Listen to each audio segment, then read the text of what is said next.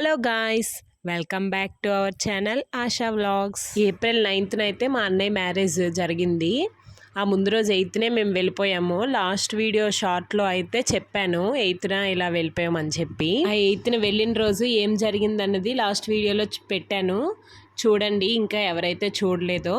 9th early morning 7:15కి ఇలాగా ముహూర్తము.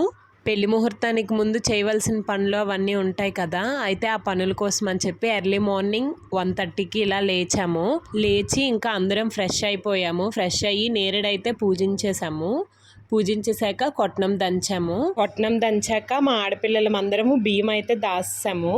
ఆ video clips అనేవి ఎవరు తీయలేదు, ఎందుకంటే చాలా ఎర్లీగా లేచాం కదా, అందరూ ఇంకా రెడీ అవుతున్నారనమాట.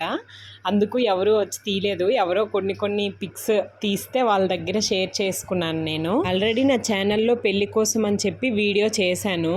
నాకు ఈ మధ్యన అన్ని పెళ్లి వీడియోలే వస్తున్నాయి, మరి ఏం చేస్తాం చెప్పండి. మా రిలేటివ్స్ అందరివి ఇప్పుడే అయిపోతున్నాయి పెళ్ళిళ్ళు. ఆ వీడియోల కోసం అని చెప్పి సంవత్సరం ఒక్కొక్కరు చేసుకుంటారో ఏంటి, అలా చేసుకోరు కదా, వాళ్ళకి ఎప్పుడు కుదిరితే అప్పుడే పెళ్ళి అవుతుంది. అందుకే నేను కూడా వీడియోలు తీసి నా ఛానల్లో అనేవి అప్లోడ్ చేసుకుంటున్నాను. చాలా ఎంజాయ్ చేసామండి ఈ పెళ్లిలో మాత్రం. కానీ కొంతమందిని అయితే మిస్ అవుతున్నాము. మా కావ్యని, మా సందీప్ వాళ్ళని మిస్ అవుతున్నాం అనమాట. వాళ్ళు చాలా దూరంలో ఉన్నారు. వాళ్ళు కానీ వచ్చుంటే ఇంకా భలే సందడిగా ఉండేది. వీడియో చూస్తున్నారు కదా, రోకలు పట్టుకొని దంచుతున్నారు.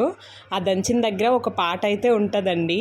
నేను లాస్ట్ వీడియోస్లో అప్లోడ్ చేశాను కదా, అప్పుడు వాళ్ళు పాడుతుంటే వాళ్ళని బయట వేరేగా అడిగి నేనైతే కొంచెం ఆ పాట అయితే నేర్చుకొని అక్కడ కొద్దిగా పాడాను అనమాట.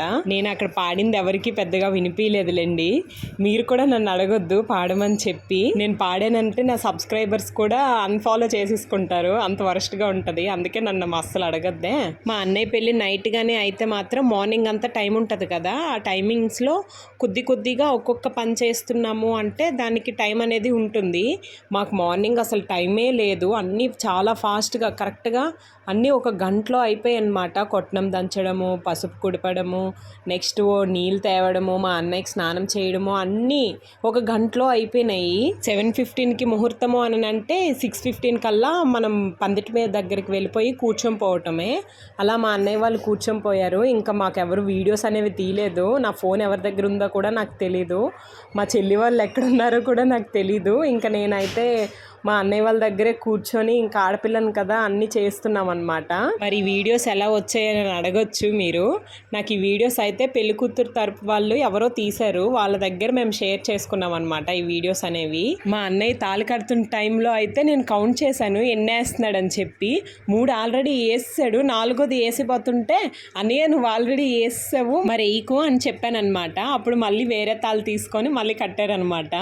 అంటే మాకు 2 తాళ్ళు ఉంటాయి, అత్తవారిది అమ్మవారిది అని చెప్పి. పెళ్ళంతా అయిపోయాక పెళ్లిపీటలు దిగక ముందులా హారతి ఇస్తారు కదా, పెళ్లిపీటల మీద ఉండే అప్పుడు హారతి ఇచ్చేసాము మా ఆడపిల్లలము. అక్కడి నుంచి అయ్యాక ఇంటికి అయితే తెచ్చాము. ఇంటికి వచ్చి మళ్ళీ హారతి ఇచ్చేసి లోపలికి అయితే రమ్మని చెప్పాము. నెక్స్ట్ వాళ్ళ ఇంట్లో అడుగు పెట్టక ముందలా మేము కొన్ని క్వశ్చన్స్ అయితే అడిగాము. వాటికి వాళ్ళు సరే అని చెప్పేసి ఆన్సర్స్ చెప్పేసి లోపలికి అయితే వచ్చేసారు.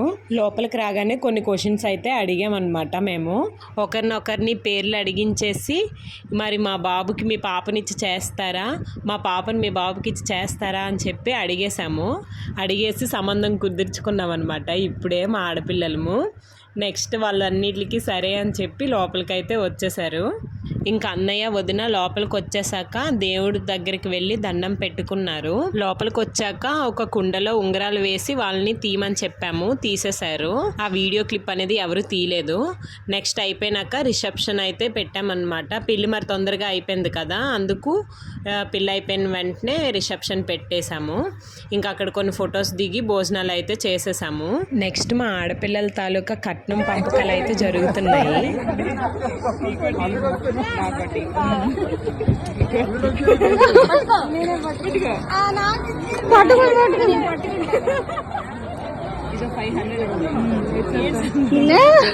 మా ఆడపిల్లల పంపకాలు ఇలా జరుగుతున్నాయి అన్నమాట. మేము ఒకలా ఇద్దరా కాదండి, మొత్తం 2 మేనత్తలు, అలానే ఒక 4 ఆడపిల్లలు, ఒక కూతురు అన్నమాట పెళ్లి కొడుక్కి. ఇంక అందరం ఆడపిల్ల కట్నం అనేది సర్దుకున్నాము. సమన్యాయం జరిగిందనమాట అందరికిన్నా. ఇలా జరిగిందండి మా అన్నయ్య పెళ్ళి. భలే ఎంజాయ్ చేశాము అందరం కూడా.